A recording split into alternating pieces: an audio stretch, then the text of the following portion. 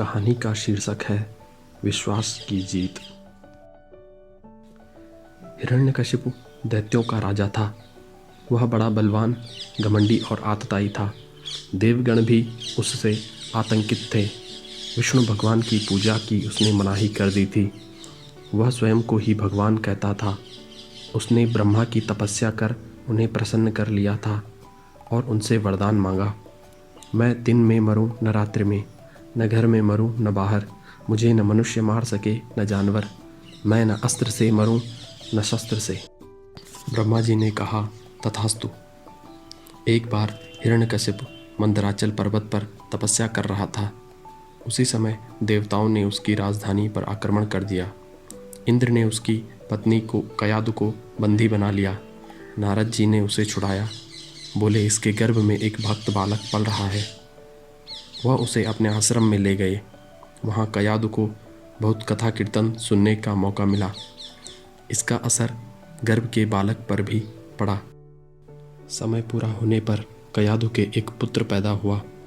उसका नाम प्रहलाद रखा गया। वह बालक बचपन से ही भक्ति के रंग में सराबोर था। वह भगवान का नाम रटता रहता था। हिरण्यकशिपु को यह बात बिल्कुल पसंद नहीं थी। वह प्रहलाद को नारायण कहने से मना करता था, परंतु वह पिता की बात अनसुनी कर देते थे। प्रहलाद को गुरुकुल भेजा गया। शुक्राचार्य ने अपने 2 पुत्रों षंड तथा अमर्क को पढ़ाने के लिए लगा दिया। कुछ दिनों के बाद हिरण्यकशिपु ने प्रहलाद से पढ़ाई के बारे में पूछा। उन्होंने कहा, यह राजपाट, घर गृहस्थी, भोग विलास माया का जाल है। भगवान का भजन ही सत्य है। यह बात सुनकर हिरण्यकशिपु जल भुन उठा।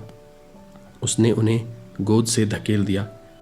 षंड तथा अमर्क से उसने पूछा, इसे यह कैसी शिक्षा दी है? हम लोगों ने ऐसा कुछ नहीं पढ़ाया है। यह बालक कक्षा में भी भगवान का नाम जपता रहता है। हमने केवल राजनीति ही पढ़ाई है। षंड तथा अमर्क ने कहा, इसे ले जाओ तथा पुनः पढ़ाओ। हिरण्यकशिपु ने आदेश दिया। प्रहलाद पर गुरुओं की शिक्षा बेअसर थी। पिता ने सोचा, शायद दंड देने से बेटा सुधर जाए। सेवकों ने प्रहलाद को डंडों से मारा पीटा। उन्हें तो डंडे में भी विष्णु ही दिखाई पड़ते थे। चोट नहीं लगती थी। हिरण्यकशिपु की आज्ञा से उन्हें कठोर से कठोर यातनाएं दी गईं, पर प्रहलाद ने भगवान नाम नहीं छोड़ा। पुत्र पिता के वैरी का नाम जपे हिरण्यकशिपु को यह बर्दाश्त नहीं था। कक्षा में गुरुजी की अनुपस्थिति में प्रहलाद कथा कीर्तन शुरू कर देते थे। सभी छात्र उसमें शामिल हो जाते थे। हिरण्यकशिपु की चिंता और बढ़ गई। वह सभी लड़कों को बिगाड़ रहा था। उसने प्रहलाद का भोजन बंद कर दिया। उन्हें जेल में डाल दिया गया। वह वहाँ भी निर्भय थे। नारायण सर्वत्र विद्यमान है। भगवान के सेवक उन्हें भोजन पहुंचा देते थे। उन्हें खाते हुए देख पहरेदारों को आश्चर्य होता था। प्रहलाद जेल में भी खुश थे। उन्हें विश्वास था कि माँ के गर्भ में जिसने रक्षा की, यहाँ भी वही करेगा। उसकी बाहें विशाल हैं, उसकी शक्ति असीमित है। हिरण्यकशिपु इसे विष्णु का षड्यंत्र मानकर बहुत गुस्सा हुए। उसने सेवकों को आज्ञा दी, इस कुल कलंक बालक को ले जाओ और जान से मार डालो। प्रहलाद ने पिता से कहा, आप भी नारायण का नाम क्यों नहीं लेते? आपका कल्याण होगा। यह सुनकर हिरण्यकशिपु को बहुत बुरा लगा। कल का छोकरा मुझे ही उपदेश देने लगा है। उसने आग बबूला होकर कहा। राजा का हुक्म उन्हें जान से मार डालने का था, परंतु कोई भी तरकीब नहीं बची थी, क्योंकि उन्हें पहाड़ से नीचे लुढ़का दिया गया। वह घायल तक नहीं हुए। पागल हाथी के सामने डाल दिया गया, उन्हें क्षति पहुंचाए बगैर। हाथी स्वयं सुधर गया। उन्हें अथाह जल में डुबोने के अनेक प्रयास किए गए। वह हर बार सकुशल बच निकले। उनका बाल भी बांका नहीं हुआ। हिरण्यकशिपु बहुत हैरान था। उसने प्रहलाद से कहा, तुम मेरे वैरी का नाम रटते हो। मैं स्वयं ही परमेश्वर हूँ। आज से मेरा नाम जपा करो, जान बच जाएगी। पिताजी, आप अपनी चिंता कीजिए। मेरे रक्षक नारायण है, जाको राखे साइयाँ, मार सके न कोई।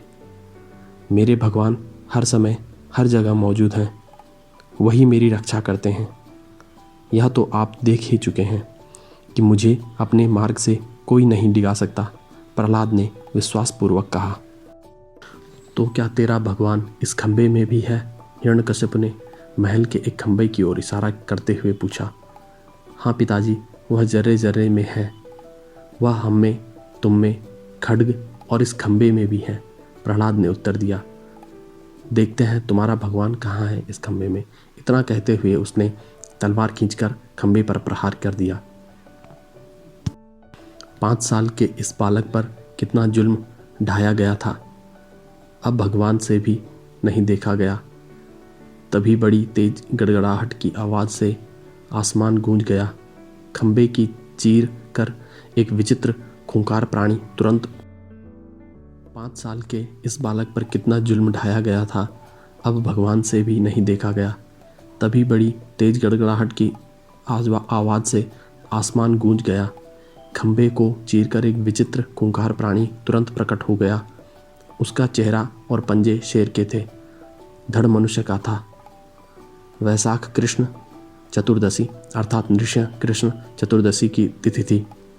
नृसिंह भगवान प्रकट हो गए। उनका चेहरा क्रोध से तमतमाया हुआ था, आंखें लाल लाल और जीभ लपलपाती थी। उन्होंने हिरण्यकश्यप को गोद में उठाया, महल की देहरी पर गोधूली बेला में नखों से चीर फाड़कर उसे मार डाला। ब्रह्मा के वरदान को भी झूठा नहीं होने दिया। नृसिंह भगवान का क्रोध बड़ा विकराल था।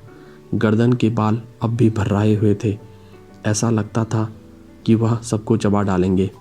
प्रहलाद ने प्रार्थना की तो वह शांत हो गए। उन्होंने प्रहलाद को गोद में उठाकर चूमा चाटा, फिर वात्सल्य से कहा, मेरे लाडले, खेद है मुझे आने में देरी हुई। आतताइयों ने तुम्हें बहुत कष्ट पहुंचाया है। मैं प्रसन्न हूँ, वर मांगो। जब आप मिल गए तो मुझे और ही चाहिए ही क्या? प्रहलाद ने विनीत होकर कहा। उनके नेत्र सजल थे। हाँ, मेरे पिता को सद्गति प्राप्त हो। प्रहलाद ने ठहर कर पुनः कहा, तुम्हारे पिता की सद्गति होना अभी बाकी है क्या? तुम्हारे सत्कर्मों के कारण ही उनकी मृत्यु मेरी गोद में हुई। पुत्र के सत्कर्म से पिता की सद्गति होती है। मेरी प्रसन्नता के वास्ते तुम अपने लिए कोई वरदान मांगो, नरसिंह भगवान ने कहा।